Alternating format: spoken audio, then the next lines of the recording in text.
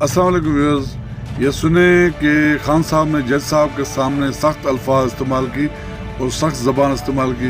ये पहले वीडियो देखें, सुने गौर से, उसके बाद बात करते हैं। चलो चलते हैं वीडियो की तरफ। साहब का जज से मुकालमा, जब उन्होंने फर्द जुर्म आयद करने की कोशिश की तो उन्होंने उनके साथ बड़ा मुकालमा किया और जज साहब ने कहा कि नहीं, आप जो है वो बड़े आज सख्त अल्फाज इस्तेमाल कर रहे हैं। अब मसला क्या है बदकिस्मती से कि इस साइफर वाले केस में है क्या, इशू क्या है। साइफर बड़ा सिंपल, एक कोडेड वर्ड्स में हमारे एम्बेसडर को डोनाल्ड लू ने ये कहा कि जनाब आप इमरान खान को अदम एतमाद के जरिए हटा दें, वरना पाकिस्तान नताज भुगतने के लिए तैयार हो जाए, और अगर आपने हटा दिया तो हम पाकिस्तान को माफ कर देंगे। ये वो इंटरसेप्ट की स्टोरी भी आ चुकी है और कई दफ़ा अखबारात और मीडिया भी इसको शाया कर चुका है। अब इसके ऊपर जब पता चलता है तो इमरान खान साहब नेशनल सिक्योरिटी कमेटी में इस मैटर को ले जाते हैं। वहाँ डिमार्श होता है, यानी एहतजाज होता है अमेरिकन एम्बेसडर से, और ये कहा जाता है कि इसमें हमारे मुल्क के अंदर मुदाखलत हुई है।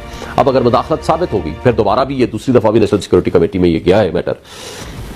अब मुदाखलत अगर एक्सेप्ट हो गई है, एडमिट हो गई है, तो मुझे बताएं फिर मुदाखलत किस इशू के ऊपर थी। यानी इमरान खान ने कहा कि जिस शख्स को हटाने के लिए ये साइफर इस्तेमाल हुआ, तो जिसको हटा दिया गया उस साजिश के तहत उसको कहते हैं वो मुल्ज़िम है, और जिन्होंने इस साजिश का हिस्सा बने, जो उस मुदाखलत के बेनिफिशरीज हैं, उसको कहते हो को आपने मुद्दाई बना दिया।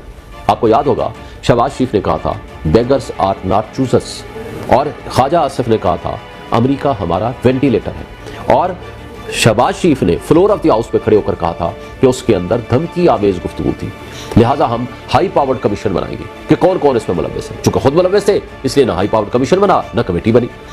अब सवाल ये पैदा होता है कि ये वो कौन से हालात थे कि एक शख्स जो इमरान खान आपके मुल्क के लिए तरक्की करते हुए मुल्क में वो एक बेहतरीन गवर्नेंस दे रहा था, उसको हटाने की ज़रूरत क्या थी, उसके पीछे रीजंस क्या थे। मैंने एक एक करके रीजंस लिखी हैं, मैं आपसे वो शेयर करना चाहता हूँ। जो मैं समझता हूँ कि पहली रीजन थी, आपको याद होगा कि इमरान खान ने ड्रोन अटैक के खिलाफ एहतजाज किया था, और जब इनका इक़्तिदार आया सिंगल ड्रोन अटैक नहीं हुआ। ये उसकी मुल्क की खुद मुख्तारी के दिफा की सबसे बड़ी मिसाल है। फिर जब अमेरिका यहाँ से निकल रहा था तो उसकी ख्वाहिश थी कि यहाँ उनको अड्डे मिल जाए और यहाँ से वो ऑपरेशनल एक्टिविटीज़ कर सकें। तो उसने क्या कहा था इमरान खान ने, एब्सोल्युटली नॉट, हम कोई अड्डे और कोई चीज़ें यहाँ से ऑपरेशन अलाउ नहीं करेंगे। जब आपने अमेरिका को मिलिट्री ऑपरेशंस डिनाई कर दिए तो ये दूसरी नाराज़गी की वजह बनी। फिर तीसरी वजह जो कि बाज़ाहिर नज़र आती है, यूक्रेन ने कहा था कि हमें हथियार दें, हम खरीदना चाहते हैं आपसे, और इमरान खान साहब ने उसको रिफ्यूज़ कर दिया। और चौथी बड़ी वजह, जब यूक्रेन के हवाले से बाहर बात हुई तो इमरान खान ने हमेशा कहा कि हम जंग बंदी के लिए राजीनामा या हम सालसी का किरदार तो अदा कर सकते हैं, लेकिन किसी पार्टी का हम हिस्सा नहीं बनेंगे। और पांचवी वजह, वो रशियन ऑयल सस्ती कीमत पे खरीद रहे थे, और वो उन मुख्तदर लोगों को मंजूर नहीं था कि जो ये चाहते हैं कि डॉलर का जो इस्तेमाल है वो ख़त्म हो जाए या कम हो जाए। फिर नेक्स्ट, जिस शख्स ने इस मुल्क में 3 कैंसर हॉस्पिटल्स दिए, जिस शख्स ने, इमरान खान ने इस मुल्क को नमल यूनिवर्सिटी दी और अपना सारा पैसा भी उसमें लगाया और पब्लिक उस पर ट्रस्ट करती है, तो ऐसा पॉपुलर लीडर या ऐसा लीडर जो नेशनलिस्ट हो, जो अपने मुल्क का सोचता हो, तो ज़ाहिर है जो साम्राज्य ताकतें या इस्तेमारी क़ुव्वतें हुआ करती हैं वो ऐसे लीडर को पसंद नहीं करती, चूँकि वो आज़ादी और ख़ुद मुख्तारी का नारा लगाता है। और उसके मद्दे मुकाबिल शरीफ फैमिली, ज़रदारी फैमिली या इवन मौलाना फजल रहमान, जिनकी कमज़ोरियाँ हूँ, जिनके मफादात बाहर वाबस्ता हूँ, जिनकी प्रॉपर्टीज़ मुल्क से बाहर हूँ, जिनका मरना जीना मुल्क से बाहर हो, जिनकी जायदादें मुल्क से बाहर पड़ी हुई हूँ, जिनके बिजनेसेस मुल्क से बाहर पड़े हुए हों, उनकी कमज़ोरियाँ होती हैं, उनको जब चाहें अपने मफादात के लिए इस्तेमाल कर सकते हैं, ख़ास वो इंटरनेशनल एस्टैब्लिशमेंट हो या हमारे मुल्क की एस्टैब्लिशमेंट हो। जिसकी एक छोटी सी मिसाल आप देखेंगे कि पिछले 3 महीनों से बिलावल भुट्टो जरदारी ने एक बयानिया डेवलप किया, और वो सच में मबनी था कि एक सुपर लाडला वारिद हुआ है, वो इश्तिहारी मुजरिम नवाज शरीफ, जिसको पाक साफ करके आपने पब्लिक के सामने पेश करना है। ये गलत है, इसलिए कि आपने इलेक्टेड होने की बजाय अपने आप को सिलेक्टेड होने के लिए तैयार कर लिया है, जो कि गलत है।